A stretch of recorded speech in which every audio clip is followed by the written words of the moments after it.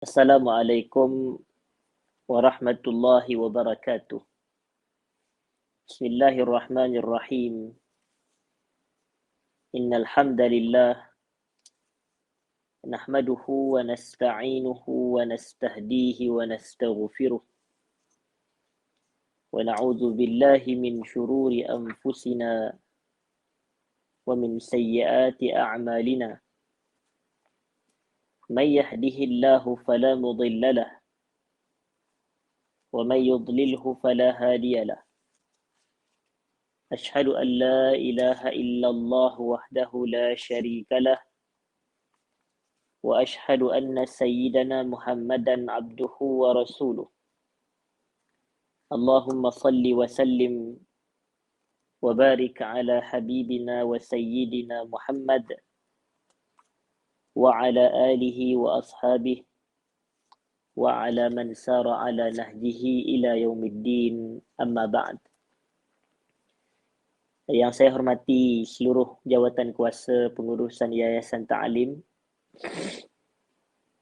selaku penganjur program kita pada hari ini, yang saya kasihi hadirin dan hadirat para penonton yang mengikuti majlis pengajian kita secara dalam talian pada hari ini. Pertama, saya pohon maaf atas kelewatan kerana kita dijadualkan pada jam 10, tetapi saya mulakan perbahasan kita pada 10.10. Jadi lewat dalam 10 minit, maka saya pohon kemaafan dan keuzuran daripada semua.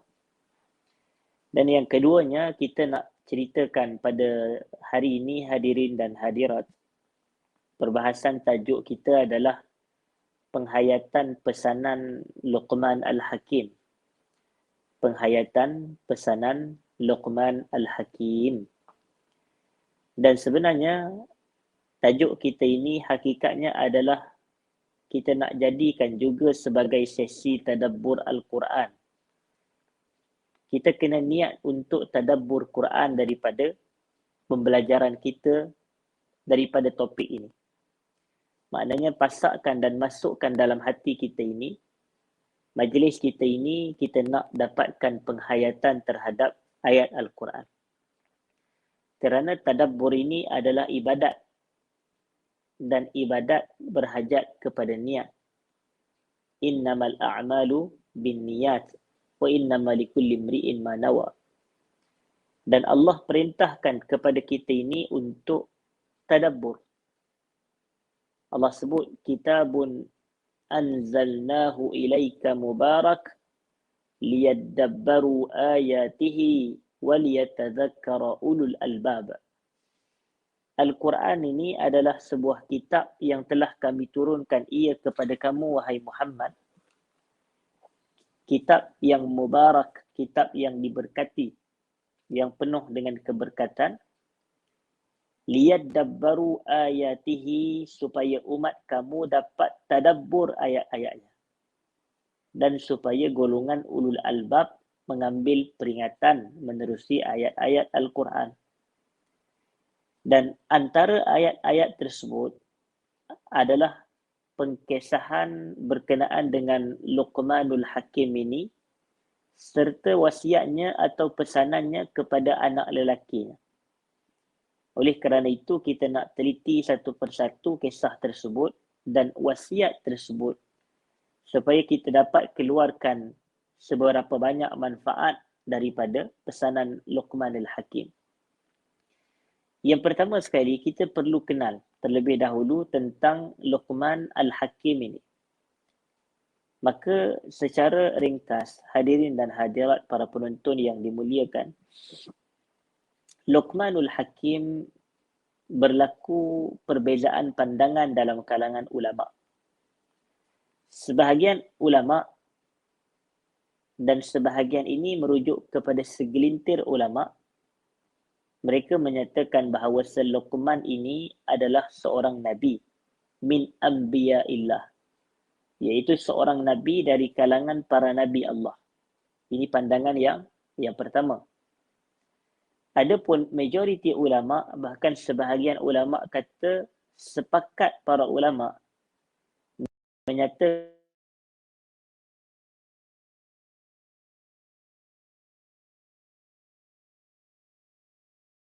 Saya minta maaf atas ada sedikit gangguan. Sepakat para ulama menyatakan bahawasanya Luqmanul Hakim ini adalah merupakan seorang abdun saleh ataupun seorang rajulun saleh. Inilah yang kita cenderung. Bahawasanya Luqman al-Hakim adalah seorang lelaki yang saleh, hamba Allah yang saleh. Maknanya beliau tidak termasuk dalam kalangan nabi min anbiya'illah, dalam kalangan para nabi. Baik. Jadi kita kata yang kedua ini yang lebih tepat, yang telah diperakui dan dipersetujui oleh majoriti para ulama, bahawasanya Luqman al-Hakim adalah seorang hamba Allah, seorang hamba Allah yang saleh, seorang lelaki yang saleh. Dan kita sebutkan bahawasanya Luqman ini, hadirin dan hadirat, beliau namanya adalah Luqman. Namanya adalah Luqman. Adapun Al-Hakim di situ, ia adalah sifatnya dan ia adalah ciri kepribadiannya. Nama dia Luqman sahaja.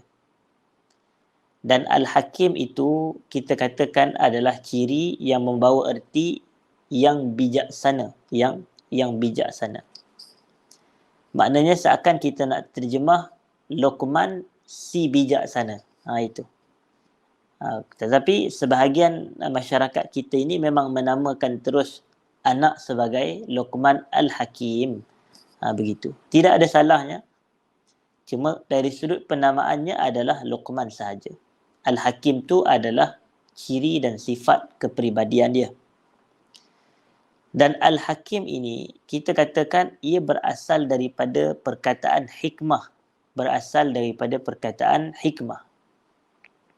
Hikmah ni diterjemah dalam bahasa kita sebagai kebijaksanaan. Cuma saya suka nak nukilkan definisi hikmah menurut Al-Imam Ibnul Qayyim. Menurut Al-Imam Ibnul Qayyim rahimahullah.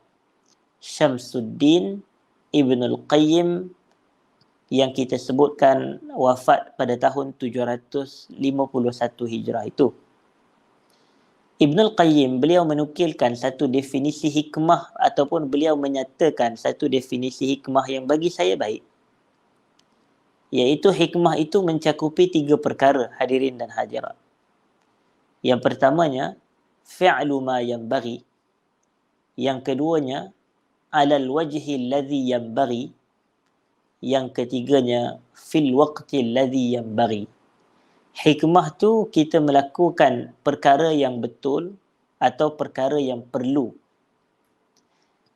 dengan cara yang betul pada waktu yang betul. Dalam bahasa mudah, hikmah ni kita buat benda tu betul dengan cara yang betul pada waktu yang betul juga, iaitu pada waktu yang tepat.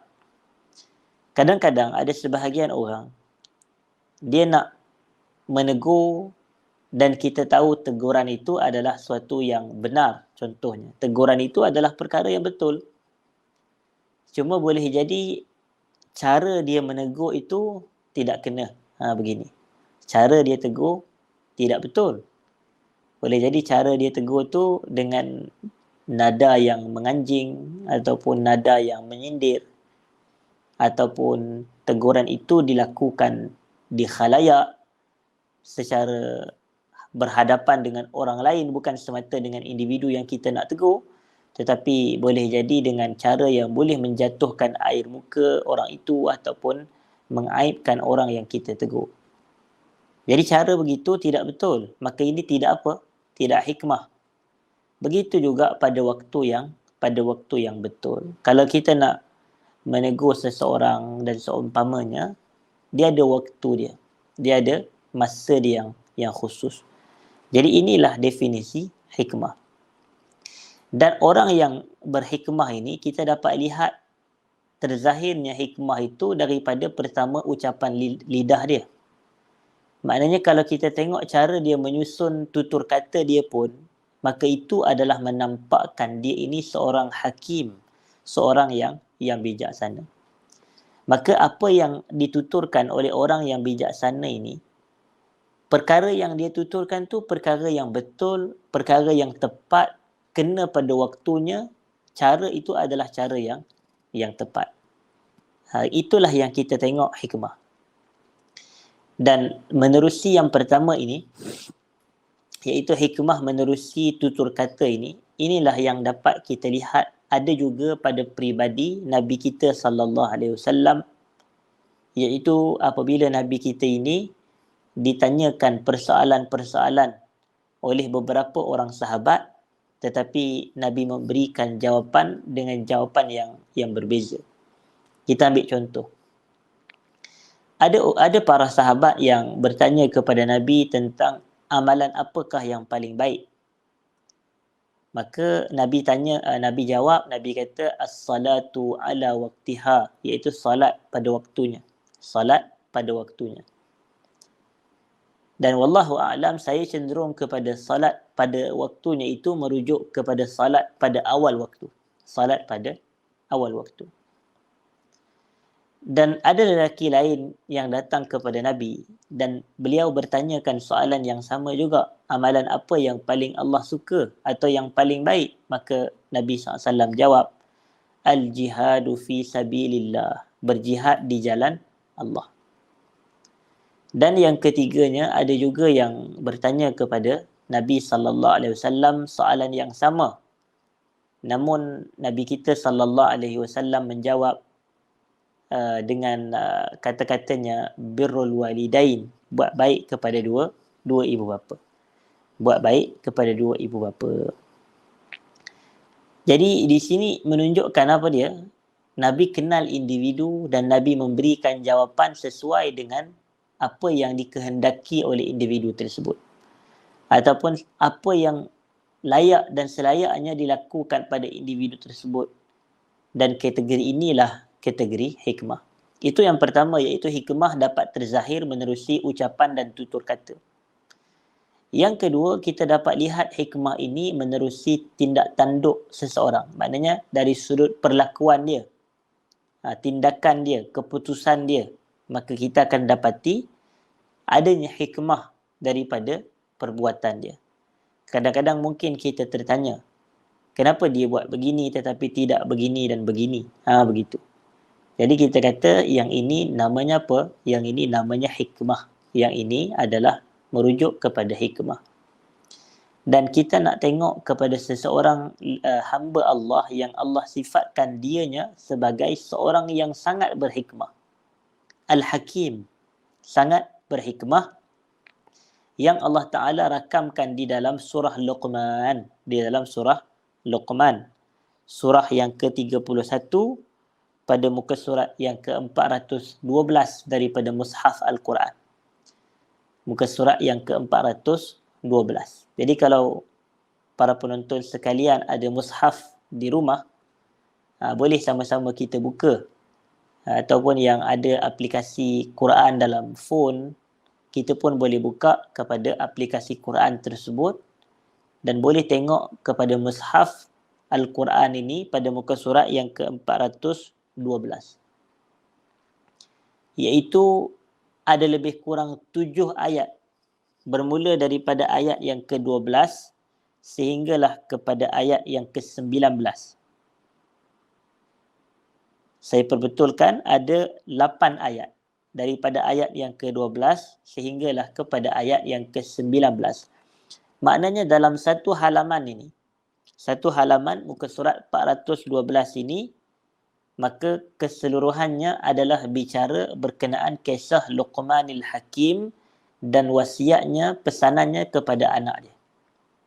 Jadi kita nak teliti satu persatu, hadirin dan hadirat. A'udzu billahi minasyaitonir rajim. Bismillahirrahmanirrahim.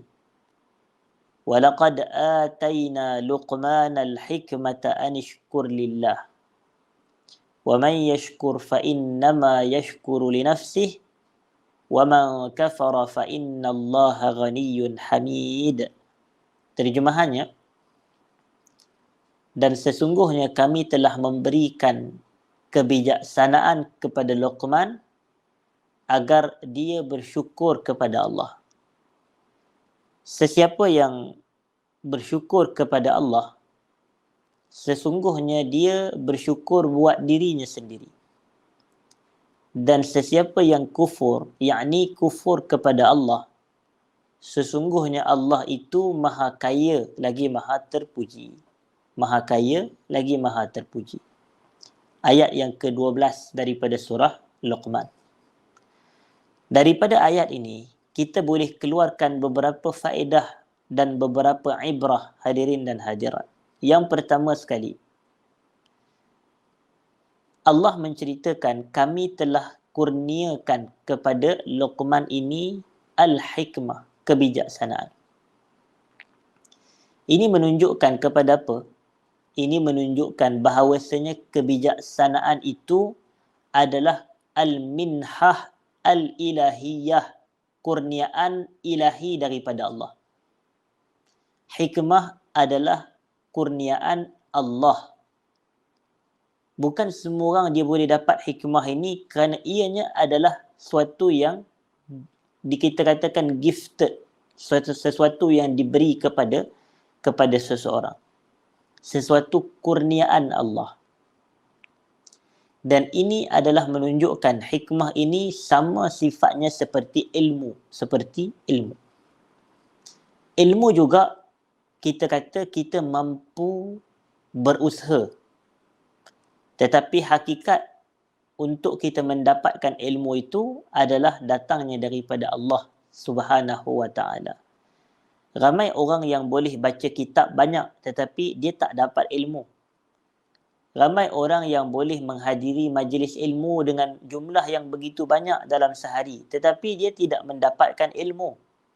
Dalam erti kata dia masih tak tahu apa. Walaupun dia belajar dalam kelas, walaupun dia baca kitab, walaupun dia membeli buku.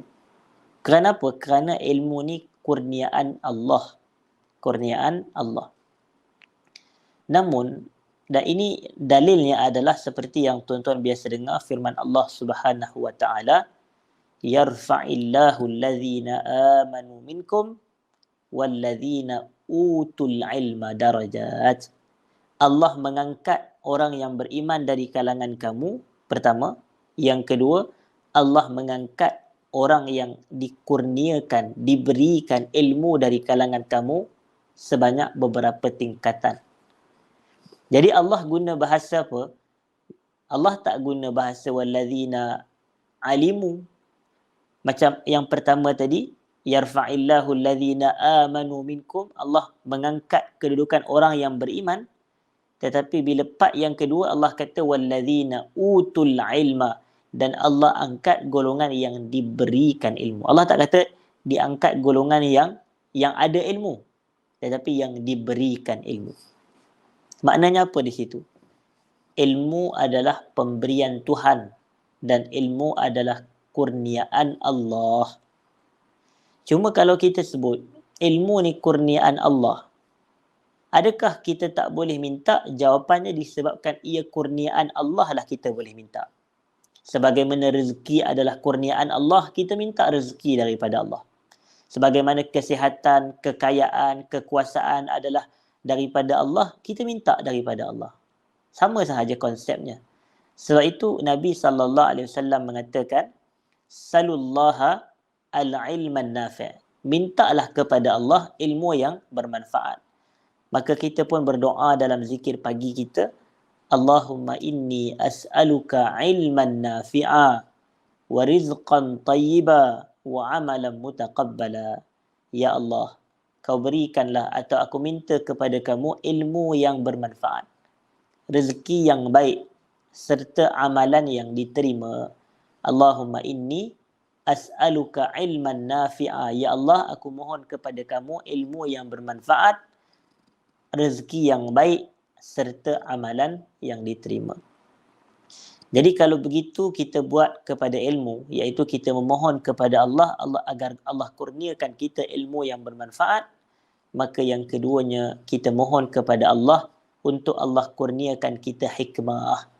Maknanya kita minta hikmah daripada Allah. Ya Allah, aku mohon kepada kamu, aku meminta kepada kamu hikmah. Macam contoh, Allahumma inni as'aluka hikmatak. Ya Allah, aku mohon kepada kamu hikmahmu ataupun kebijaksanaan daripadamu. Kemudian, yang keduanya adalah pada sebutan anishkur lillah, iaitu hendaklah kamu bersyukur kepada Allah. Mensyukuri nikmat Allah. Mensyukuri nikmat Allah. Termasuk nikmat Allah tu adalah kurniaan hikmah itu sendiri. Dan termasuk daripadanya adalah semua kebaikan yang kita perolehi, daripada kesihatan, daripada kekayaan, daripada kekuasaan, daripada kepandaian dan kebijakan. Ini adalah semuanya nikmat daripada Allah. Maka wajib disyukuri. Nikmat wajib disyukuri. Kita kata teras utama bagi mensyukuri nikmat ada dua. Yang pertama, syukur atas penerimaan nikmat itu menerusi lidah dengan cara kita menyebutkan Alhamdulillah apabila memperoleh nikmat. Itu yang pertama. Yang kedua adalah dengan menggunakan kenikmatan yang kita perolehi tersebut di jalan ketaatan. Inilah selengkap syukur kepada Allah. Kita bersyukur dengan lidah, kita bersyukur dengan menggunakan nikmat itu di jalan ketaatan kepada Allah. Saya ambil satu contoh. Kalau kita dapat harta, kita dapat duit katakan, maka kita ucapkan apa? Alhamdulillah. Dapat duit, ucap Alhamdulillah. Itu tanda kita syukur dengan nikmat tersebut. Tapi ada sebahagian orang, dia ucap Alhamdulillah. Dalam masa yang sama, duit tu dia langsung tak gunakan di jalan ketaatan pun. Duit yang dia dapat tadi tu, yang dia kata Alhamdulillah tu, dia tak ucap, dia tak gunakan satu pun duit tu, satu sen pun duit tersebut di jalan ketaatan. Maka ini maknanya apa? Maknanya syukur dia belum lengkap lagi. Syukur dia terhadap harta dan nikmat yang dia peroleh tersebut belum lengkap. Jadi dia kena gunakan harta itu di jalan ketaatan. Jangan sesekali guna harta tersebut di jalan kemaksiatan. Jadi dia pun dapat duit itu, maka boleh jadi dia ucap Alhamdulillah satu, dan dia melengkap dan menggenapkan syukurnya adalah dengan cara boleh jadi dia sedekah kepada orang susah, ataupun dia sedekah kepada masjid, ataupun dia sedekah kepada pusat-pusat pengajian ilmu seperti yayasan ta'lim kita dan sebagainya. Jadi dia manfaatkan duitnya untuk jalan kebajikan. Itu. Ini adalah segenap-genap ataupun selengkap-lengkap syukur kepada Allah. Dan sebab itu kita kena betulkan persepsi ini, bahawasanya nikmat disyukuri bukan semata dengan ucapan Alhamdulillah, tetapi kita lengkapkan nikmat, kita syukuri nikmat dengan cara menggunakan nikmat ini di jalan ketaatan kepada Allah. Itu yang pertama. Dan fadilat ataupun faedah daripada syukur terhadap nikmat yang kita perolehi, hadirin dan hadirat, dia ada dua. Dia ada dua. Yang pertamanya, fadilat bersyukur ini, Allah Ta'ala akan menjaga nikmat yang telah sedia ada kita miliki. Maknanya dengan asbab bersyukur, iaitu boleh jadi dengan cara kita ucap Alhamdulillah, dan dengan cara kita menggunakan nikmat itu di jalan ketaatan kepada Allah, maka yang pertama sekali, Allah akan mengekalkan, menjaga dan memelihara nikmat yang kita telah miliki, yang telah sedia ada kita perolehi. Maknanya nikmat tu dia takkan lari, dia takkan hilang. Dan atas hal inilah para ulama kita menyatakan an-ni'matu idza syukirat qarrat wa idza kufirat farrat. Nikmat itu apabila ia disyukuri, ia akan kekal, Wa idza kufirat, dan nikmat apabila ia dikufuri, ia akan lari meninggalkan kita. Dan apa makna kufur nikmat? Kalaulah mensyukuri nikmat, menggunakan nikmat di jalan ketaatan, Kufur nikmat pula adalah menggunakan nikmat di jalan kemaksiatan. Na'udzubillah min zalik. Maknanya kalau seseorang itu ada mata dan mata adalah nikmat, dia gunakan mata tu untuk melihat Quran, itu adalah syukur kepada nikmat mata. Tetapi kalau dia guna mata melihat kepada maksiat, maka itu kufur nikmat mata. Maka oleh kerana itu nikmat akan lari, nikmat akan hilang. Dan begitulah seluruh nikmat yang lain. Dia ada harta, dia belanjakan harta di jalan ketaatan, itu syukur nikmat. Tapi kalau dia ada harta, dia beli benda haram, itu kufur nikmat. Jadi nikmat kalau kita kufur, dia akan lari daripada kita. Tapi kalau dia syukur, Allah akan jaga. Allah akan kekalkan nikmat tersebut kepada diri kita ini. Itu yang pertama. Yang kedua, nikmat ini fadilatnya, faedahnya adalah ia akan saya minta maaf, syukur ini fadilatnya dan faedahnya adalah ia akan mendatangkan nikmat yang belum ada lagi. Maknanya fadilat yang pertama bagi syukur tadi, kita bicara isu syukur. Fadilat yang pertama, ia akan mengekalkan nikmat yang telah ada. Dan fadilat syukur yang kedua, ia akan mendatangkan nikmat yang belum sampai kepada kita. Menerusi syukur, ia akan mendatangkan nikmat yang belum ada pada kita. Dan inilah yang Allah Ta'ala sebutkan di dalam Al-Quran. La in syakartum la azidannakum. Sekiranya kamu bersyukur kepadaku, aku akan tambah lagi nikmat aku ke atas kamu. Jadi inilah fadilat nikmat. Saya minta maaf, fadilat syukur. Fadilat syukur. Kalau yang sebelum-sebelum ni saya ada silap sebut, maka saya perbetulkan balik. Iaitu ini adalah fadilat syukur. Yang pertama, ia akan mengekalkan nikmat yang telah sedia ada. Yang kedua, ia akan mendatangkan nikmat yang belum sampai kepada kita. Fadilat syukur. Dan kedua-dua inilah yang Allah Ta'ala maksudkan menerusi firman-Nya daripada ayat ini. وَمَنْ يَشْكُرْ فَإِنَّمَا يَشْكُرُ لِنَفْسِهِ. Sesiapa yang bersyukur, sesungguhnya hanya dia bersyukur buat dirinya sahaja. Maknanya kalau dia mensyukuri nikmat, fadilat tu akan kembali kepada diri dia. Dia akan kekal nikmat yang ada pada dia. Dia akan mendapatkan nikmat yang belum ada pada dia menerusi syukur. Jadi nikmat tu akan kembali kepada diri dia. Jadi orang yang bersyukur, kebaikan adalah buat dirinya sahaja. Dan dalam masa yang sama Allah Ta'ala kata waman kafara, tetapi kalau seseorang itu kufur, keburukan pun akan kembali kepada diri dia juga. Kerana nikmat dia akan hilang dan nikmat yang belum ada tu takkan diperolehi oleh diri dia. Maknanya kalau dia bersyukur, kebaikan kembali kepada diri dia. Kalau dia kufur nikmat, keburukan pun akan kembali kepada diri dia. Allah tak dapat apa daripada kebaikan dia ataupun daripada bersyukur dia, dan Allah tidak rugi walau apa pun terhadap kalau dia kufur nikmat. Kenapa? Kerana itu Allah Ta'ala sebut وَمَنْ كَفَرَ فَإِنَّ اللَّهَ غَنِيٌّ حَمِيدٌ. Allah sebut dua ciri dia yang menunjukkan kalau awak syukur pun aku tak ada apa, kalau awak kufur pun aku tak terkesan apa-apa kerugian pun. Allah tak dapat untung, Allah tak dapat rugi daripada syukur atau kufur seseorang hamba tu, melainkan kebaikan, keuntungan, keburukan, kerugian hanyalah kembali kepada orang yang syukur dan kufur nikmat itu sendiri. Allah ni sifatnya dua. Yang pertamanya Al-Ghani, Allah Maha Kaya. Allah Maha Kaya.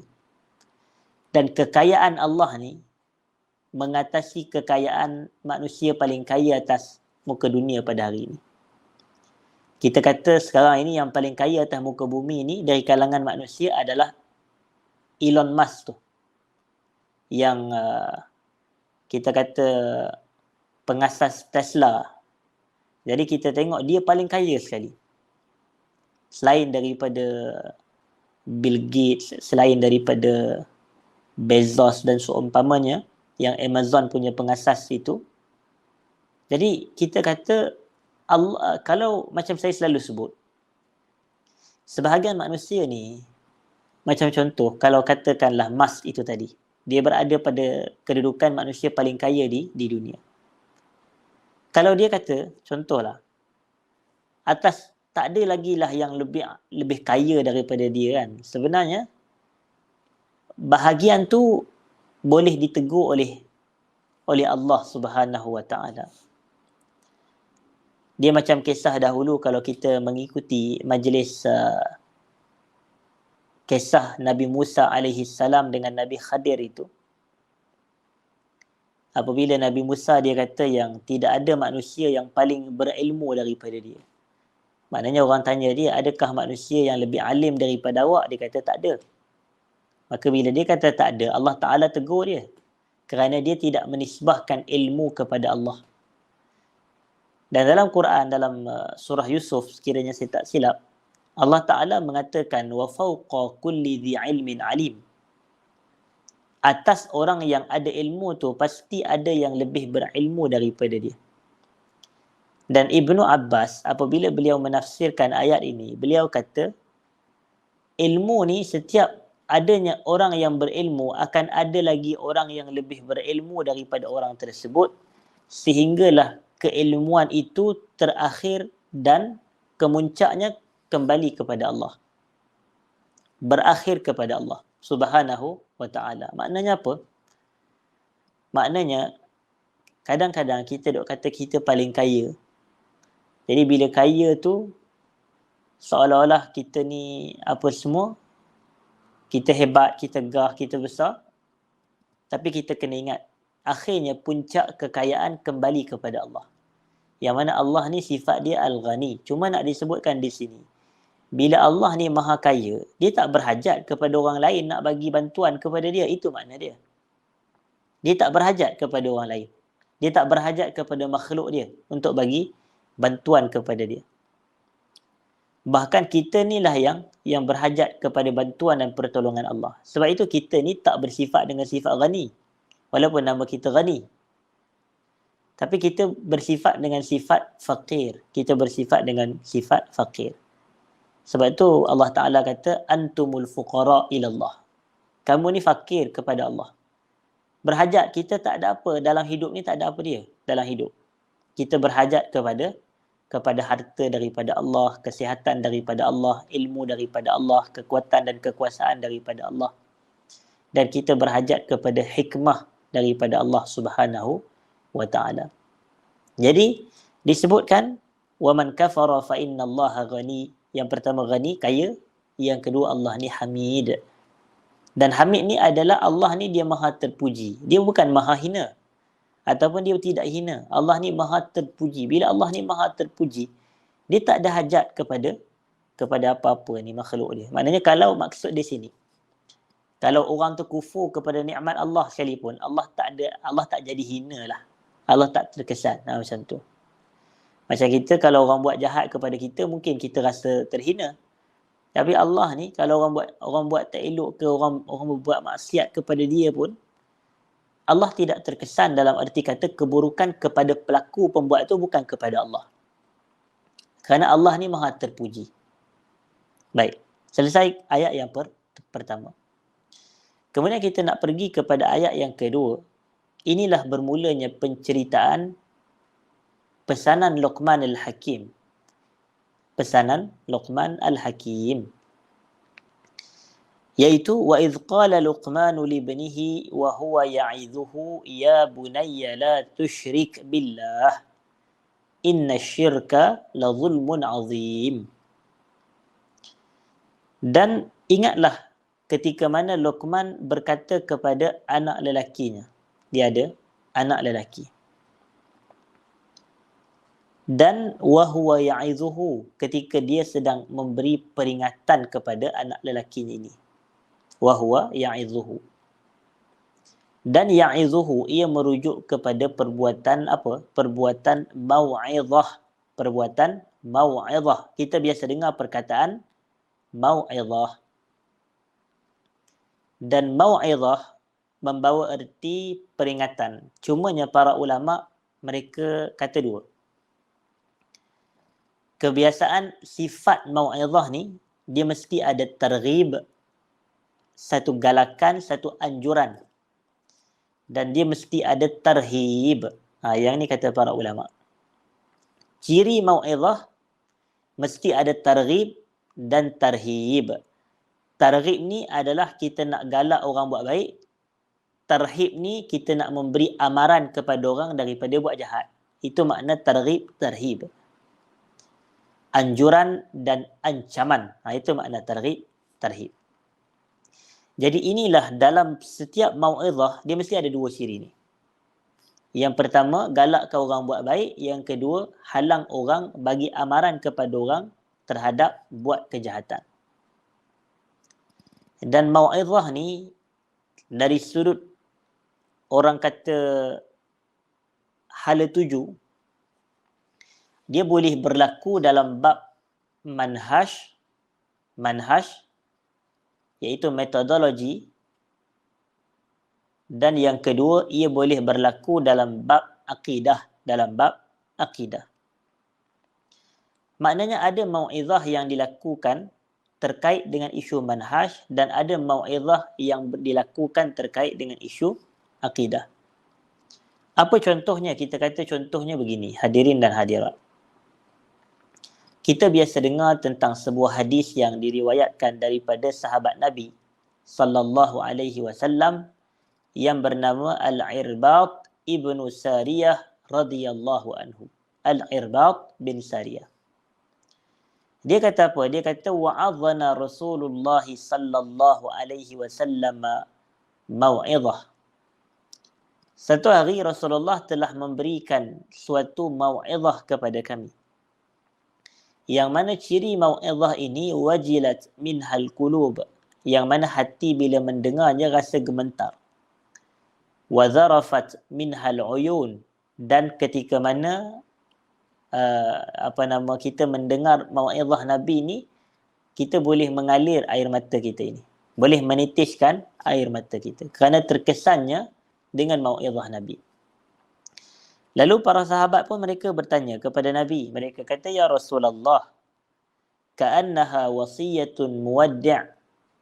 Seakan-akan ia adalah suatu pesanan daripada orang yang akan meninggalkan kita. Ataupun ka'annaha mau'izatun muwaddi' fa'awsina. Seakan-akan ini adalah suatu mau'izah daripada orang yang akan pergi jauh. Yang akan meninggalkan keluarganya, temannya, sahabatnya, jirannya. Maka fa'awsina, bagilah wasiat kepada kami.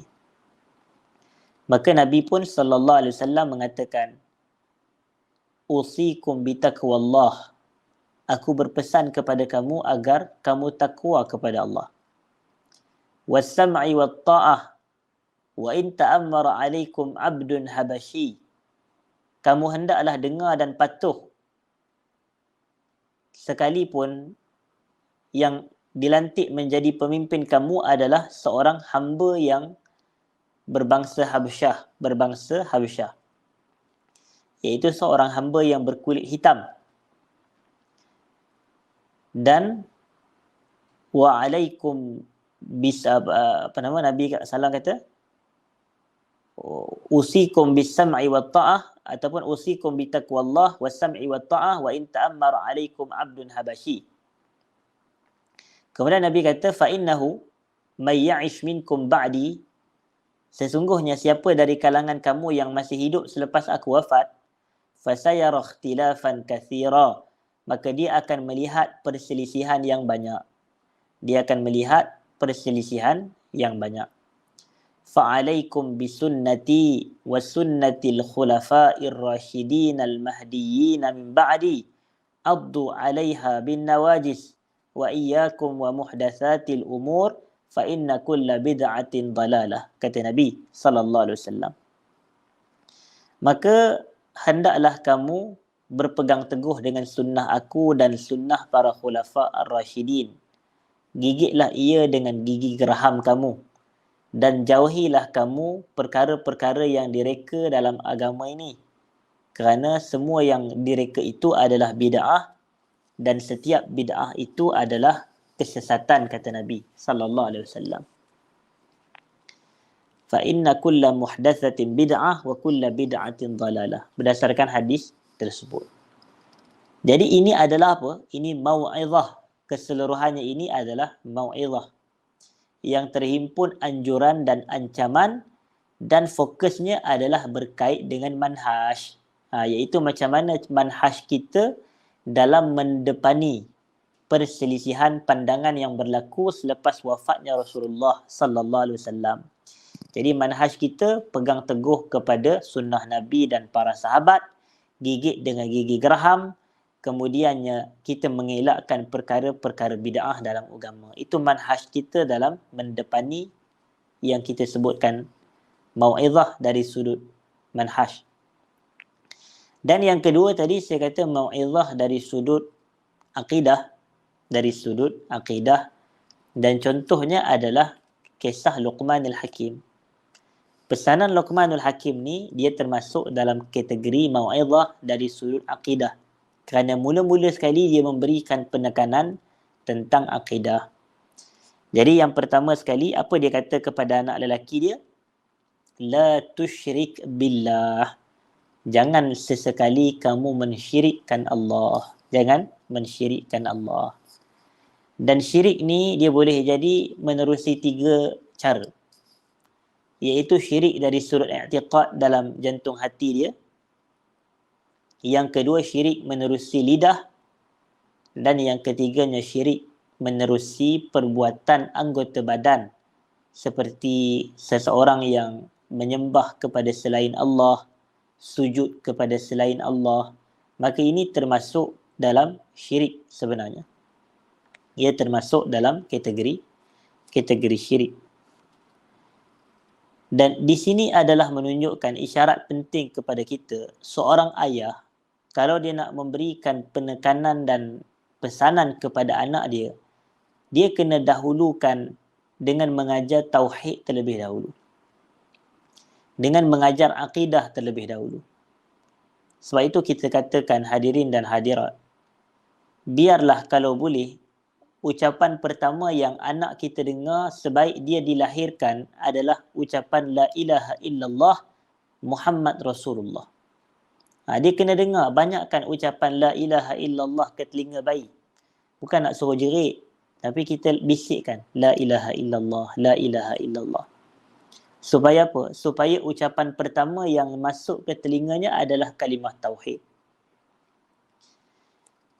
Dan mesti kita memberikan penegasan kepada anak-anak, kepada zuriat, keturunan, jangan sesekali mensyirikkan Allah. Dan inilah sebenarnya perjuangan para anbiya, agar masyarakat mentauhidkan Allah dan agar mereka tidak mensyirikkan Allah. Mensyirikkan Allah ni maknanya menyekutukan Allah. Kita ambil contoh Nabi Allah Yaqub alaihi salam. Nabi Allah apa? Yaqub. Nabi Yaqub alaihi salam, Allah Ta'ala ceritakan dan rakamkan kisahnya ketika dia sedang berada dalam keadaan nazak. Dalam keadaan nazak, menghampiri dan mendekati kematian. Allah kata, Am kuntum syuhada'a idh hadara Yaqub al-mautu idh qala li banihi ma ta'buduna min ba'di. Kamu tak lihat ketika mana kematian datang kepada Yaqub, ketika mana itu atau ketika itu Nabi Yaqub berkata kepada anak-anak lelaki dia, ma ta'buduna min ba'di. Selepas aku wafat, apa yang kamu nak sembah selepas daripada aku wafat? Apa yang kamu nak abdikan diri selepas daripada aku wafat? Ini adalah soalan berkenaan dengan apa? Ini adalah soalan berkenaan dengan akidah, berkenaan dengan tauhid. Begitu. Dan saya rasa saya kena, hadirin dan hadirat, saya kena perlahankan sikit suara saya. Dan kalau tak dengar, tuan-tuan boleh, tak jelas, tuan-tuan boleh minta tulis di ruangan komen sama ada suara saya tak jelas. Cuma saya kena slowkan sikit suara saya sebab saya rasa saya dah tak berapa nak ada suara. Kebetulan pagi tadi saya ada kuliah subuh di Ampang dan kebetulan takdir Allah Ta'ala masjid yang saya kuliah pagi tadi tu blackout. Dia tidak ada elektrik daripada pukul 3 pagi. Maka saya berkuliah dalam keadaan tak ada mikrofon. Tuan-tuan bayangkan. Jadi nak suara tu nak disampaikan kepada semua jemaah yang di depan, yang di belakang, dan masjid tu besar. Maka saya meninggikan suara saya sehingga menyebabkan saya sudah tidak berapa nak ada suara. Baik, jadi saya nak sambung sedikit perbahasan kita, hadirin dan hadirat yang saya muliakan. Inilah penegasan dan penekanan yang diberikan oleh para anbiya, dan termasuk daripada itu adalah apa yang dilakukan oleh Luqman kepada anak lelakinya. Maknanya first thing first adalah tauhid. Yang ni yang disebutkan at-tauhidu awalan. Tauhid first. Apa sekali mesti akidah dahulu. Mesti mentauhidkan Allah, jangan mensyirikkan Allah. Maka Luqmanul Hakim dia bagi tahu inna syirka la zulmun azim. Apa makna syirik?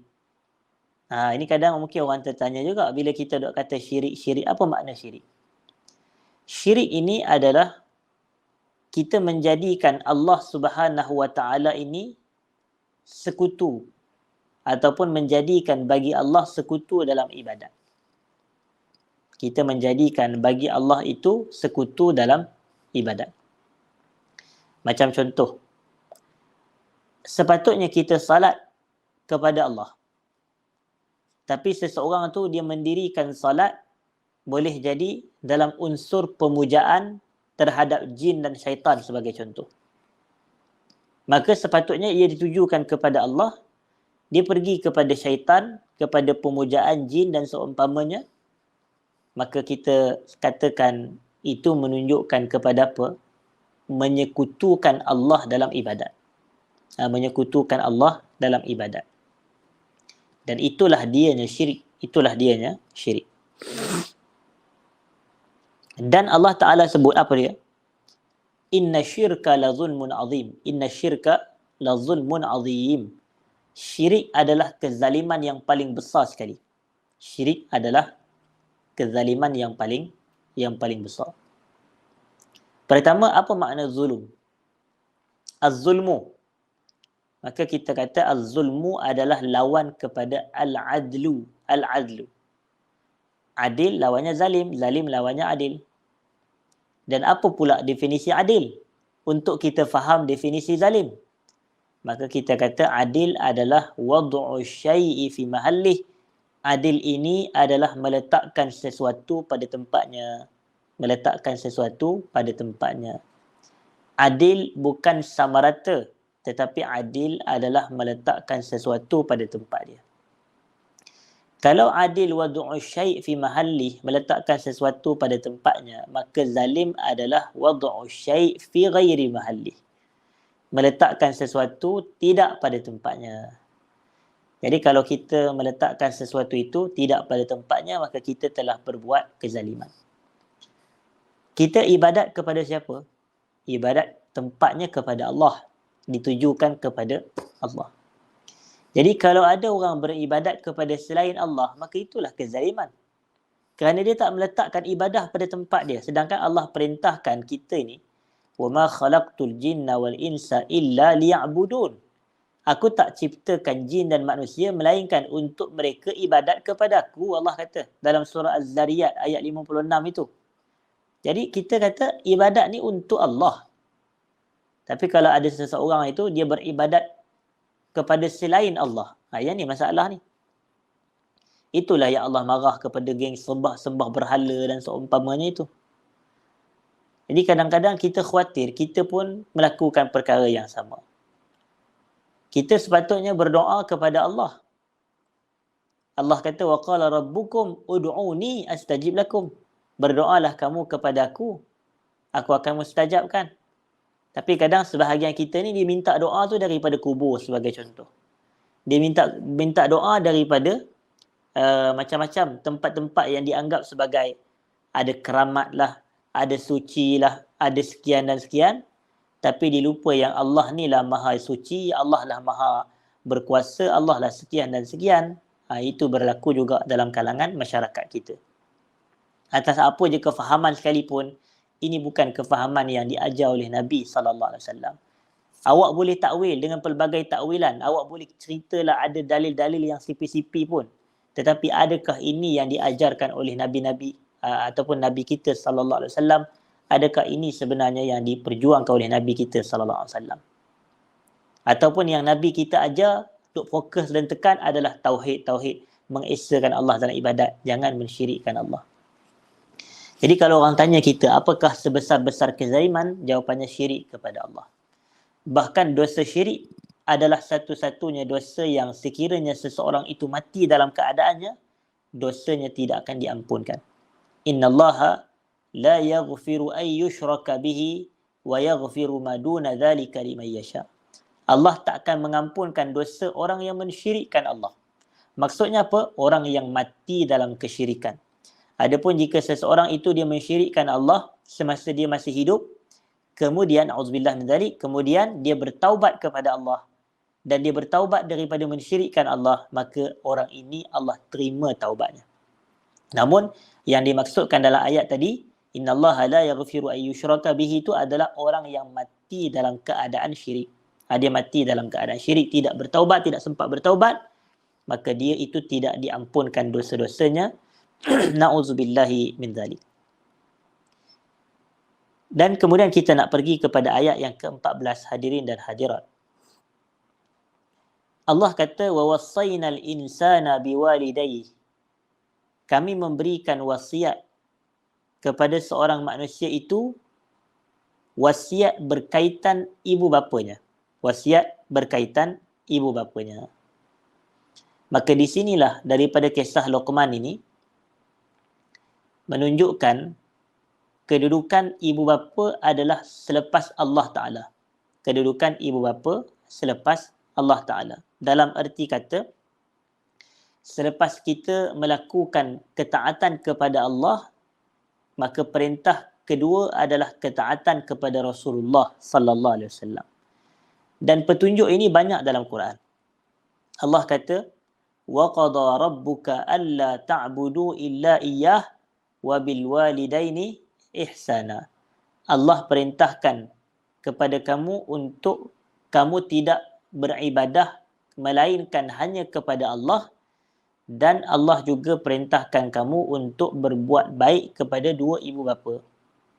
Jadi nampak dia punya turutan itu dan susunan tersebut. Selepas Allah, maka datangnya kewajipan perintah untuk berbuat baik kepada ibu bapa. Kemudian disebutkan di sini tentang salah satu faktor kenapa kita kena buat baik. Maka disebutkan di sini, pertama sekali, hamalathu ummuh. Ibu dia mengandungkan dia. Ibu dia mengandungkan dia. Wahnan ala wahnin. Wahnan ala wahnin. Daripada satu kepenatan kepada kepenatan yang lain. Daripada satu kesusahan kepada satu kesusahan yang lain. Dan ini merujuk kepada dua perkara, dua perbuatan. Maknanya yang pertama adalah kesusahan, kesakitan semasa mengandung. Semasa mengandung. Yang keduanya merujuk kepada kesakitan dan kesusahan semasa melahirkan. Semasa melahirkan. Itulah makna wahnan ala wahnin. Kesusahan demi kesusahan. Kesusahan pertama bila? Semasa mengandung. Kesusahan yang kedua semasa melahirkan bayi tersebut. Semasa melahirkan bayi tersebut. Ketiganya adalah wafisaluhu fi amain. Seorang ibu, dia menyusukan bayinya, anaknya selama 2 tahun. Selama 2 tahun. Dan 2 tahun tu maknanya adalah selama 24 bulan. Selama 24 bulan. Kerana setahun 12 bulan. Jadi 2 tahun 24 bulan. Ibu ni dia menyusukan anak dia. Maka inilah 3 perkara inilah 3 perkara yang merupakan keistimewaan orang perempuan sahaja yang tak dimiliki oleh mana-mana seorang lelaki yang lain. Yang pertama, mengandungkan.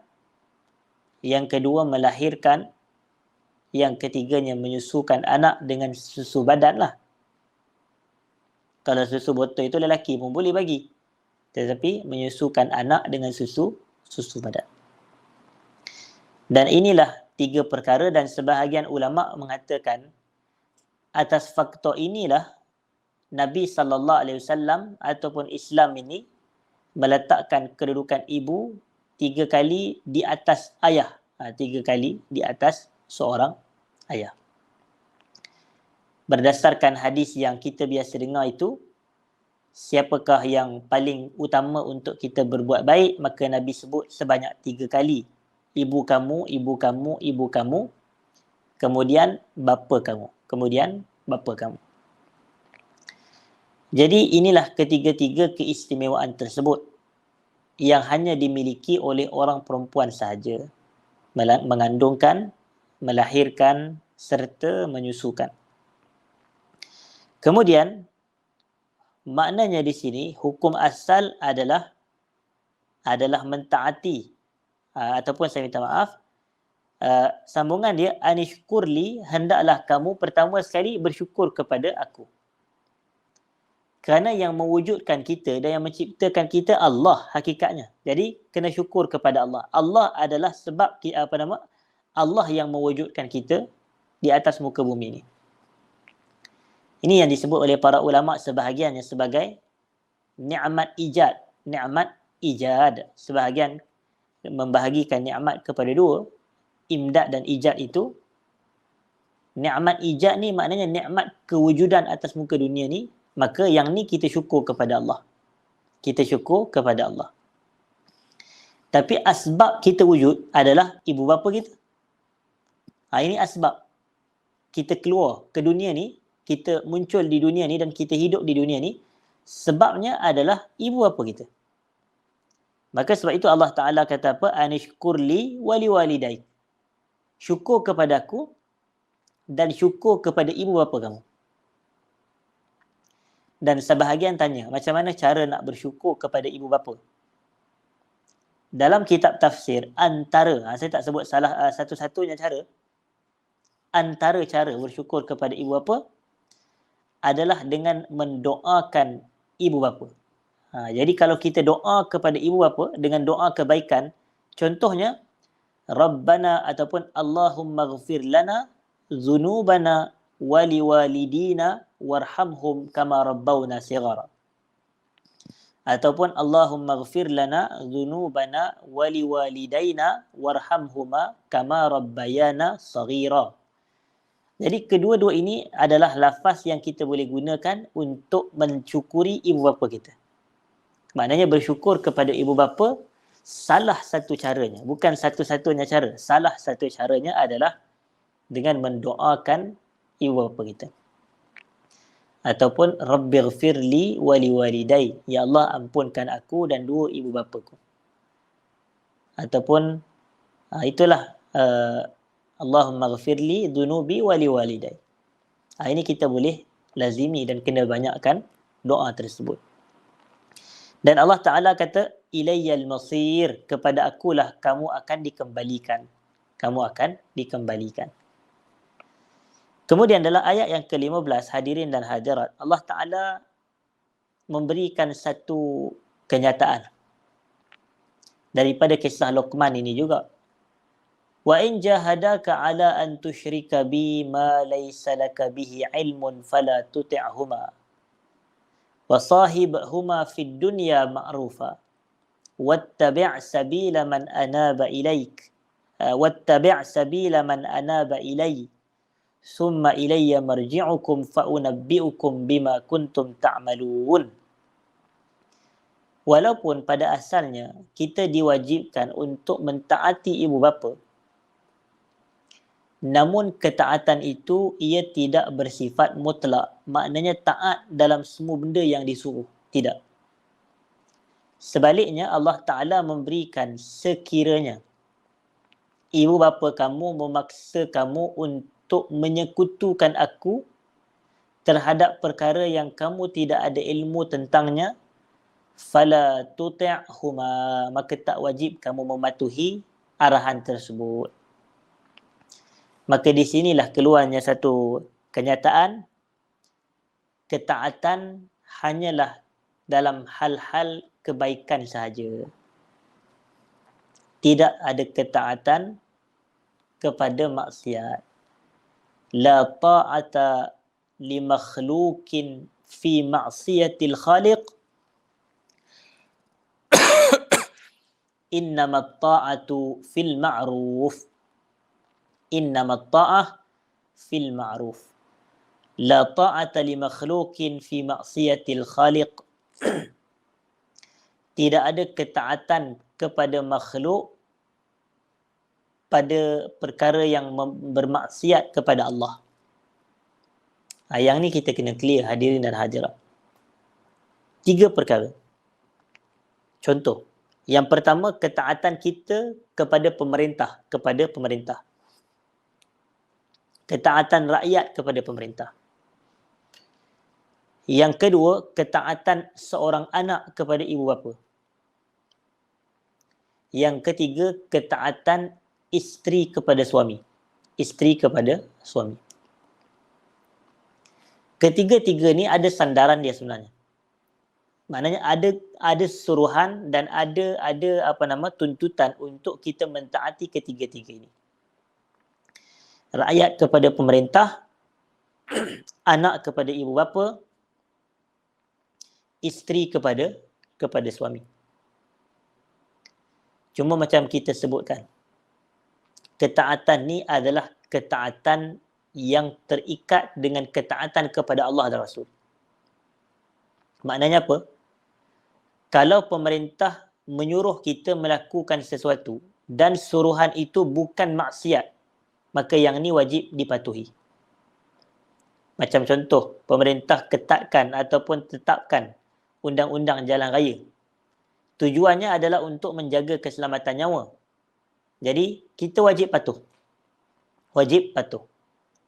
Dari sudut pemakaian seat belt sebagai contoh, ataupun helmet, ataupun kelajuan pemanduan dan seumpamanya, dan macam-macam lagi undang-undang dan ketetapan, maka yang tu dia bukan maksiat. Jadi kita kena ikut. Tapi kalau katakan ada yang pemerintah yang mengarah kita ini, contohnya untuk jangan salat, contoh, maka yang ni arahan ni tak wajib dipatuhi. Begitu. Jangan tutup aurat, ataupun pergi minum arak, ataupun pergi berjudi. Jangan arahan-arahan seperti ini ia tidak wajib dipatuhi.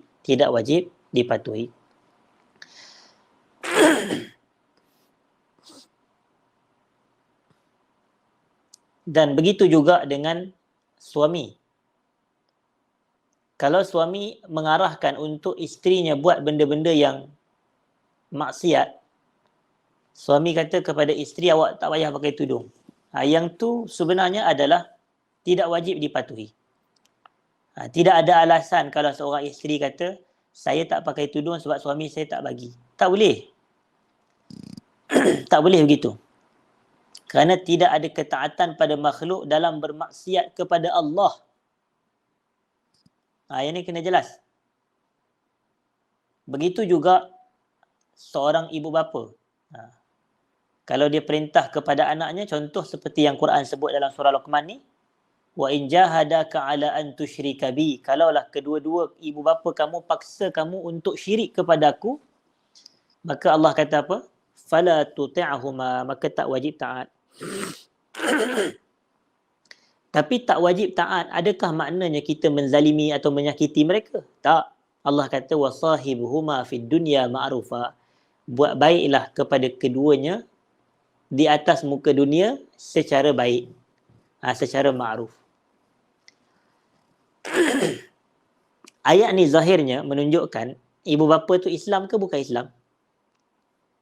Ayat ni tadi. Zahirnya ibu bapa tu Islam ke bukan Islam? Kerana kalau ibu bapa yang Islam, adakah dia nak paksa kita untuk syirik Allah? Tak. Kebiasaannya tidak. Jadi zahirnya ayat ni menunjukkan bahawasanya ibu bapa di sini adalah ibu bapa yang bukan Islam. Sebab tu dia nak paksa anak dia supaya mensyirikkan Allah. Tapi Allah kata jangan kamu taat. Cuma Allah kata apa? Wasahibuhuma fid dunya ma'rufa. Buat baiklah kepada keduanya di atas muka dunia. Di sinilah para ulama tafsir kata apa? Kalaulah ibu bapa yang bukan Islam pun agama kita suruh buat baik, maka lebih-lebih lagi kalau ibu bapa kita yang beragama Islam. Dia lebih-lebih lagi ibu bapa kita yang beragama Islam. Lebih utama untuk kita berbuat baik. Begitulah. Kemudian Allah kata wattabi' sabila man anaba ilai. Ikutlah jalan orang yang kembali kepadaku. Kepada akulah kalian akan dikembalikan dan aku akan memberitahu kepada kamu apa yang telah kamu lakukan, kamu kerjakan semasa hayat dunia. Jadi ini nak menggambarkan tentang bahawasanya semua kita ini akan kembali kepada Allah. Sebab itulah ada perkataan inna lillahi wa inna ilaihi raji'un. Kita milik Allah dan kepadanya kita kembali. Kemudian kita nak pergi kepada ayat yang ke-16, hadirin dan hadirat yang saya muliakan. Ya bunayya innaha in taku mithqala habbatin min khardalin fatakun fi sakhrah aw fi samawati aw fil ardi ya'ti biha Allah. Innallaha latifun khabir.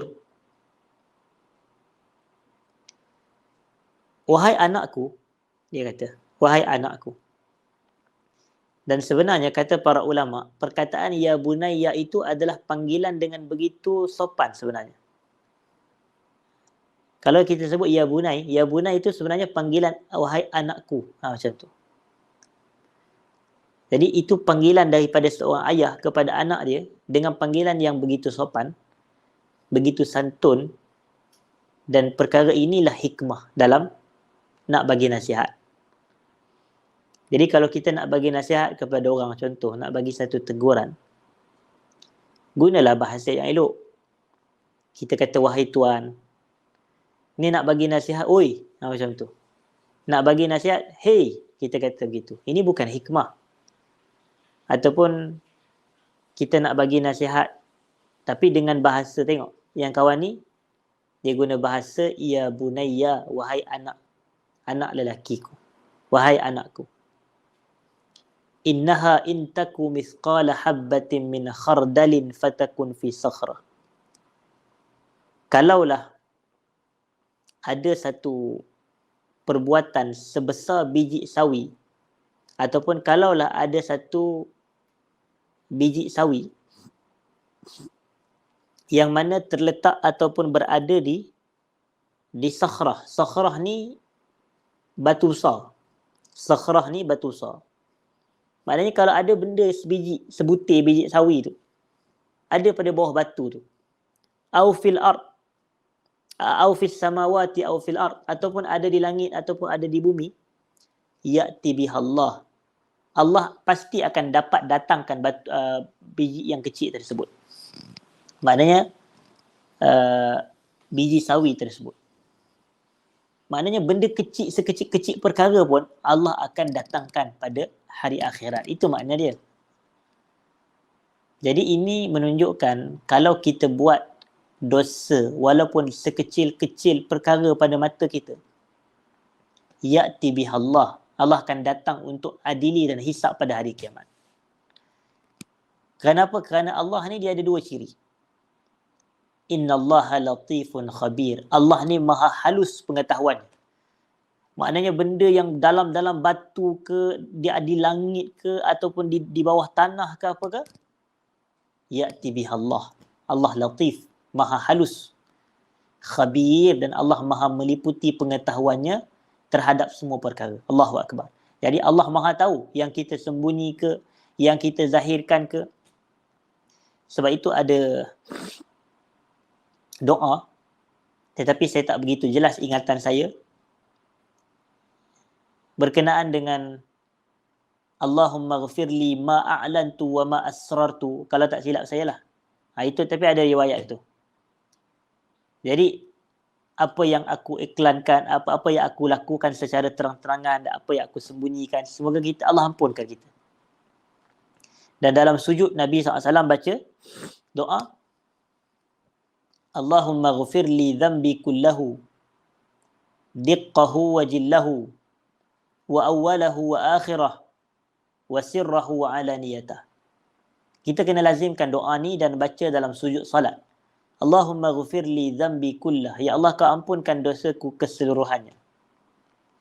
Diqqahu wa jillah. Dosa kecil, dosa besar. Wa awalahu wa akhirah. Dosa yang dahulu, dosa yang akan datang. Wa sirrahu wa alaniyatah. Dosa yang tersembunyi serta dosa yang dilakukan secara terang-terangan. Sekecil-kecil pun dosa Allah Ta'ala akan perlihatkan kepada kita. Akan datangkan, akan hisap pada hari kiamat. Sebab itu kita ni jangan remehkan sekecil-kecil dosa, dalam masa yang sama jangan kita pandang ringan terhadap sekecil-kecil pahala. Kerana Allah sebut dalam Quran, A'udzubillahi minasyaitanirrajim. Faman ya'mal mithqala dzarratin khairan yarah wa man ya'mal mithqala dzarratin syarran yarah. Kenapa kita tak boleh abaikan walaupun dosa kecil, dan kita jangan pandang ringan pahala yang kecil, kerana semua tu kita akan dapat tengok dia dan kita akan berjumpa dengannya pada hari kiamat kelak. Siapa yang melakukan amalan kebaikan walaupun sebesar zarah, dia akan dapati amalan tersebut, dia akan melihatnya di hari akhirat. Dan sesiapa yang melakukan wa may ya'mal mithqala dzarratin syarran, siapa yang melakukan kejahatan walau sekecil-kecil zarah, yarahu, dia akan dapat tengok dosa tu pada hari akhirat kelak. Jadi disebutkan di sini, tuan-tuan kena kaitkan dengan satu ayat dalam surah Al-Kahfi tu.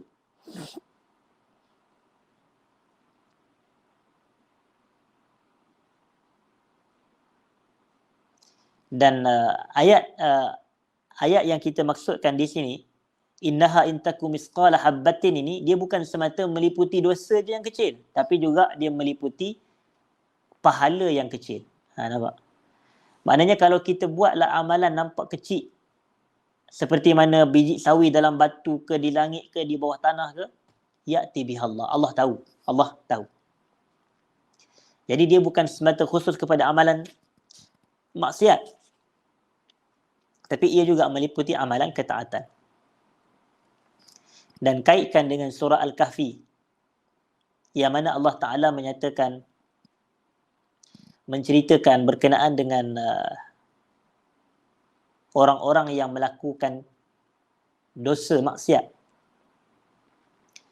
Wa wudi'al kitabu fataral mujrimina mushfiqina mimma fihi wa yaquluna ya wailatana ma li hadzal kitabi la yughadiru saghiratan wala kabiratan illa ahsaha wa wajadu ma amilu hadiran wala yadhlimu rabbuka ahada.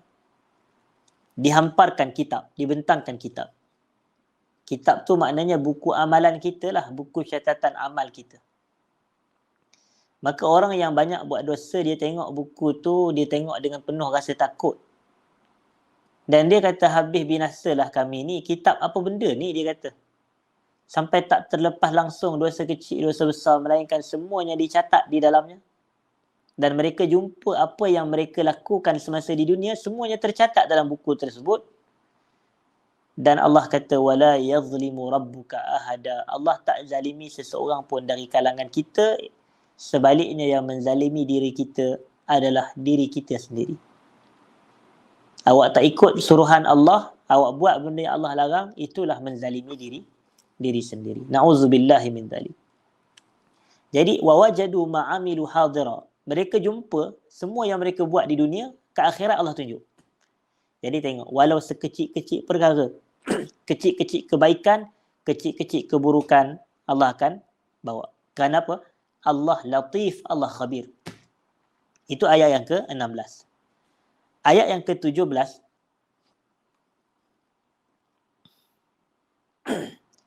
Ya bunayya aqimis salah wa'mur bil ma'rufi wanha 'anil munkar wasbir 'ala ma asabak inna zalika min azmil umur. Inna zalika min azmil umur.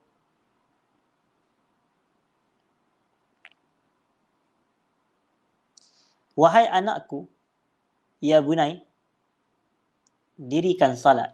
Dirikan salat. Inilah perintah yang utama daripada seorang ayah. Kena jaga salat anak dia. Tak kira lah anak tu dah besar ke, dan tak kira lah anak tu dah berkahwin sekalipun, dia kena tanya tentang salat dan kena peringat tentang salat. Dan perkara ni dia kena mula daripada kecil lagi. Daripada kecil memang kena tanya, dah salat belum? Jom salat sama. Bangun salat. Macam tu. Sebab semua anak kita ini beragama Islam. Jadi wajib salat. Dia taklah syarat hanya mengajak kepada yang belajar agama sahaja, tidak. Tapi kepada semua sekali. Maknanya kalau anak-anak dia, semua sekali ajak salat. Dan ini adalah petunjuk Nabi kita sallallahu alaihi wasallam serta petunjuk para sahabat ridwanullahi alaihim ajma'in. Macam saya selalu cerita, dalam riwayat Imam Muslim, dalam Sahih Muslim, Nabi sallallahu alaihi wasallam pada waktu tengah malam, Nabi pergi ke rumah anak perempuan dia yang bernama Fatimah binti Rasulullah sallallahu alaihi wasallam. Dan Nabi ketuk pintu. Bila Nabi ketuk pintu tu, yang buka pintu adalah suami kepada Fatimah, iaitu Sayyidina Ali bin Abi Talib radhiyallahu anhu. Dan bila Ali buka pintu dan Rasulullah SAW tengok Ali, menantu dia itu dan sepupu dia itu, maka Rasulullah SAW tanyakan, ala tusallian? Sebahagian riwayat kata, ala taqumani tusallian? Awak berdua ni tak bangun sembahyang malam ke? Awak berdua tak bangun sembahyang malam ke? Jadi tujuan Nabi kejut dan ketuk pintu pada tengah malam tu adalah untuk pastikan anak dia dan menantu dia bangun salat malam. Jadi tengok penekanan dan penegasan Nabi terhadap amrus salah, urusan salat. Kerana hal ini Allah Ta'ala perintahkan dalam Quran. Dalam surah Taha, Allah kata apa? Wa'mur ahlaka bis salati wastabir 'alaiha la nas'aluka rizqa nahnu narzukuk wal 'aqibatu littaqwa. Perintahkan ahli keluarga kamu untuk salat dan bersabarlah dalam melakukan salat. Kami tak minta rezeki daripada kamu, bahkan kamilah yang memberi rezeki kepada kamu, dan penyudahan yang baik hanyalah bagi orang yang bertakwa. Ini. Kesudahan yang baik bagilah bagi orang yang bertakwa. Dan Sayyidina Umar bin Al-Khattab, tiap-tiap tengah malam dia akan bagi tahu kepada anak-anak dia, as-salah, as-salah, bangun semayang, bangun semayang. Lalu dia pun membaca firman Allah, wa'mur ahlaka bis-salah. Jadi seorang ayah yang kalau tak pernah buat benda ni, maka dia belum beramal dengan intipati Quran. Itu. Jadi dia kena buat. Maknanya dia kena suruh anak salat. Maknanya bagi tahu semayang macam tu. Jadi walaupun ada sebahagian kata semayang ni common sense, benda wajib semua orang tahu, tak perlu diperingatkan, salah. Sebab tengok wasiat dan pesan Luqman Al-Hakim ni dari sudut prioritinya dia tak abaikan. Dan wasiat ni wasiat yang sangat bernilai, dia panggil wasiat zahabiyah, wasiat emas daripada seorang bapa kepada seorang anak dia. Jadi dia pesankan juga kepada anak lelaki dia, aqimis salah, dirikan salat. Satu. Yang kedua, wa'mur bil ma'ruf, ajak orang buat baik, suruh orang buat baik. Yang ketiga, wanha 'anil munkar, cegah orang daripada buat kemungkaran. Ini yang paling susah sebenarnya. Ajak orang buat benda baik ni tak salah, tak susah. Yang lebih susah adalah mencegah kemungkaran. Mencegah kemungkaran. Kita tengok Nabi SAW. Nabi kita ni basyiran wa nadhira. Nabi kita adalah basyir wa nadhir. Nabi beri khabar gembira. Nabi memberi ancaman dan amaran. Maknanya kerja buat Nabi bukan semata jomlah semayang, siapa semayang dapat pahala sekian-sekian, masuk syurga, bla bla bla. Tak. Tetapi termasuk jangan syirikkan Allah. Jangan sembah berhala. Jauhilah perkara-perkara yang menyeleweng contoh. Dan nak tegur dan cegah kemungkaran ni biasanya manusia tak sukalah. Ramai manusia ni dia cukup marah kalau orang tegur dia. Kalau dia buat benda salah tu orang tegur. Tetapi walaupun teguran tu boleh jadi datang secara baik, tapi dia tak suka juga. Nanti dia akan petikai lah. Awak duk tegur apa yang saya buat, awak baik sangat ke? Contoh. Orang kita macam tu. Kenapa duk tegur pasal LGBT, kenapa tak tegur rasuah? Dia akan divert ke isu lain. Dia susah nak terima teguran. Jadi sebenarnya, dua perkara ni, amar ma'ruf nahi mungkar ni adalah dua tuntutan yang berat, tetapi yang paling berat adalah mencegah kemungkaran. Cuma kita tahu, ataupun kita kena ambil tahu, amar ma'ruf nahi mungkar ni lah yang menjadikan umat kita ini umat yang terbaik. Yang menjadikan umat kita umat yang terbaik yang pernah dikeluarkan oleh Allah Ta'ala atas muka dunia ni adalah atas faktor kita ni melakukan amar ma'ruf nahi mungkar. Kalau kita tak melakukan amar ma'ruf nahi mungkar, boleh jadi kita akan terhalang daripada rahmat Allah dan ia akan mendatangkan laknat Allah Subhanahu wa Ta'ala. Na'udzubillahi min dzalik. Sebab tu Allah kata apa dalam Quran? Kuntum khaira ummatin ukhrijat linnas. Kamu adalah sebaik-baik umat yang telah dikeluarkan kepada umat manusia. Ta'muruna bil ma'rufi wa tanhauna 'anil munkar. Kamu mengajak orang ramai kepada kebaikan dan kamu mencegah orang ramai daripada kemungkaran. Dua ciri ini menjadikan kita umat terbaik. Kuntum khaira ummah. Bukannya kerana kita bina piramid ke, kita bina Petra di Jordan ke, atau kita bina tembok besar China ke, tidak. Tapi yang menjadikan umat ini adalah umat yang terbaik adalah atas dua faktor itu. Iaitu yang pertamanya kita mengajak ke arah kebaikan, suruh orang buat baik. Dan yang keduanya mencegah kemungkaran. Dan apa kata Allah? Wasbir ala ma asabak. Maknanya bersabarlah kamu atas apa yang menimpa kamu.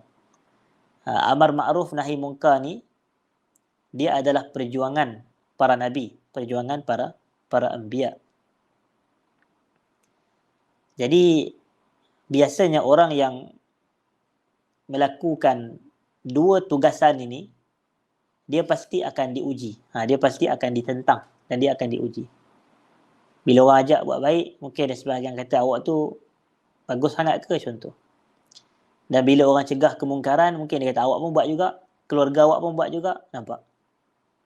Dia akan, ini cabaran, dia panggil cabaran. Jadi bila ada cabaran ini, Allah bagilah solusi. Ataupun Luqman ini, radhiyallahu anhu, dia bagilah solusi. Dia kata, wasbir ala ma asabak. Lumrah bagi amar ma'ruf nahi munkar adalah tentangan dan dugaan. Jadi atas lumrah ini, isbir, sabarlah, ala ma asabak. Atas apa yang akan menimpa kamu. Inna zalika min azmil umur. Perkara ini adalah perkara yang merupakan suatu tuntutan ke atas kamu. Iaitu Allah tuntut kita ini untuk melakukan amar ma'ruf nahi munkar. Kalau kita tinggal amar ma'ruf nahi munkar, saya kata tadi, kita menjemput laknat Allah. Na'udzubillah min dzalik. Allah kata apa? Lu'inal ladzina kafaru min bani Israila ala lisani Daud wa Isa bin Maryam. Kanu la yatanahawna 'an munkarin fa'aluh. Labi'sa ma kanu yaf'alun, kata Allah. Telah dilaknat golongan kafir dari kalangan Bani Israel. Lu'inal ladzina kafaru min Bani Israel. Siapa yang melaknat? Ala lisani Daud. Nabi Daud yang melaknat. Wa Isa bin Maryam. Nabi Isa yang melaknat.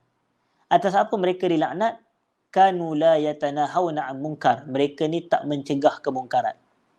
Fa'alu, bahkan mereka yang melakukan kemungkaran. Dahlah dia tak cegah, dia buat pula kemungkaran tersebut. Maka Allah kata labi'sa ma kanu yaf'alun. Maka itu adalah seburuk-buruk perbuatan yang mereka lakukan. Jadi bersabar dalam melakukan amar ma'ruf nahi munkar. Kemudian ayat yang ke-18, sebelum kita nak hampir kepada penutup dalam 5 minit lagi, hadirin dan hadirat yang saya muliakan, wala tusa'ir khaddaka lin-nasi wala tamshi fil ardi maraha. Janganlah kamu memalingkan pipi kamu daripada orang ramai. Paling pipi maknanya cakap tak tengok muka ataupun memalingkan wajah. Itu makna dia. Memalingkan wajah sebenarnya. Tapi kalau kita paling wajah kan maknanya kita hadap pipi ke muka orang lah. Itu makna dia. Khad tu pipi. Khad wala tusa'ir khaddaka. Dan ini maknanya apa? Maknanya ini nak mengajar akhlak dan adab berinteraksi dengan manusia. Ini hikmah Luqmanul Hakim. Bagi tahu kepada anak dia, jangan palingkan wajah kamu kepada manusia. Sebab biasanya ini adalah zahir ataupun simbol kesombongan. Orang cakap dengan kita tapi kita tak tengok pun muka dia. Begitu. Kita paling je. Bila orang cakap dengan kita, kita tak paling. Itu tak elok lah. Itu dilarang oleh agama. Dilarang oleh agama. Wala tamshi fil ardi maraha. Jangan berjalan di atas muka bumi ni dengan penuh kesombongan. Jangan berjalan dengan sombong. Jalan dengan sombong ni boleh jadi jalan mendabik dada dan seumpamanya. Jalan tak pandang orang ataupun tak tegur dengan orang ataupun orang senyum kita buat tak peduli. Begitu. Innallaha la yuhibbu kulla mukhtalin fakhur. Allah ni dia tak suka kepada seseorang yang sombong dalam perjalanannya dan orang yang fakhur, bangga diri, megah diri, rasa besar diri. Dan yang terakhirnya, waqsid fi mashika waghdud min sautik inna ankaral aswati la sautul hamir. Waghdud min sautik. Rendahkan suara kamu. Rendahkan suara kamu. Maknanya kalau kita bercakap, jangan jerit-jerit. Itu maknanya. Macam ada sebahagian orang dia menjerit bila dia bercakap. Jangan menjerit ketika bercakap. Rendahkan suara, cakap dengan kadar yang perlu, yang tidak terlalu kuat dan tidak terlalu perlahan sehingga tak boleh didengari, tapi dengan nada yang dengan nada yang sederhana, hadirin dan hadirat. Dan Allah Ta'ala menyebutkan di sini, inna ankaral aswati la sautul hamir. Sesungguhnya suara yang paling buruk sekali adalah suara keldai. Suara yang paling buruk, suara yang paling jijik adalah suara keldai. Kenapa suara keldai? Kerana bila dia mengeluarkan suara, dia panggil suara dia itu, dia panggil dengan istilah apa? Maknanya suara dia itu adalah suara yang menjerit ataupun pekikan ataupun apa istilah bagi suara keldai ni saya pun tak ingat. Tetapi suara dia tu nak kata rengekan pun tak betul. Jadi adalah istilah dia, suara keldai tu. Dan suara seperti ini, bila dikeluarkan suara begitu, kita dengar pun kita rasa tak elok. Jadi itulah perumpamaan orang yang cakap dengan suara yang tinggi dalam erti kata menjerit-jerit ketika dia bercakap. Jadi tuan-tuan akan dapati kesimpulan kita boleh buat sebelum kita tutup. Wasiat Luqmanul Hakim ni, dia mencakupi isu akidah, dia mencakupi isu ibadat, dan dia mencakupi isu akhlak sebenarnya. Akidah ni bila dia bagi tahu jangan syirik kepada Allah. Kemudian dalam bab ibadat tu seperti buat baik kepada ibu bapa, seperti mendirikan salat, seperti amar ma'ruf nahi munkar, dan juga sabar dalam dugaan yang kita timpa. Dan berkait dengan akhlak ni di hujung-hujung ni. Ni berkait dengan akhlak. Kalau kita berinteraksi dengan manusia, jangan palingkan wajah. Kemudiannya apa? Kalau nak bercakap dengan suara yang sederhana. Jangan suara tinggi-tinggi. Jangan berjalan dengan kesombongan. Waqsid fi mashika. Maknanya, waqsid fi mashika tu kita tak sebut tadi. maknanya berjalan dengan penuh sederhana, tidak terlalu laju, tidak terlalu perlahan. Waqsid fi masyik, maknanya berjalan dengan santun, dengan sederhana, dan rendahkan, perlahankan suara kamu. Sejijik-jijik suara adalah suara keledai. Jadi meliputi ketiga-tiga ini, maka inilah hikmah yang ada pada Luqmanul Hakim menerusi wasiat-wasiat dan pesanannya kepada anaknya tersebut. Wallahu ta'ala a'la wa a'lam. Jadi jam pun kita telah bersiaran selama, saya tengok di sini, selama 1 jam 30 minit. Maka saya telah tunaikan tanggungjawab saya kerana pihak penganjur minta 1 jam setengah. Cuma kekurangan tu pada permulaan, mula sepatutnya pukul 10. Habis 11.30, tapi saya mula lewat dan kita habis pun tepat pada waktunya, insya-Allah. Jadi saya mungkin ada beberapa persoalan di YouTube ke di Facebook ke, saya pun tak tahu. Tapi saya tak sempat nak menjawab persoalan-persoalan tersebut kerana saya minta keuzuran hadirin dan hadirat. Saya peruntukkan 1 jam setengah sahaja. Jadi saya minta maaf jika ada salah dan silap, terkasar bahasa dan seumpamanya. Aqulu qawli hadza astaghfirullahal azim li wa lakum. Assalamualaikum warahmatullahi wabarakatuh.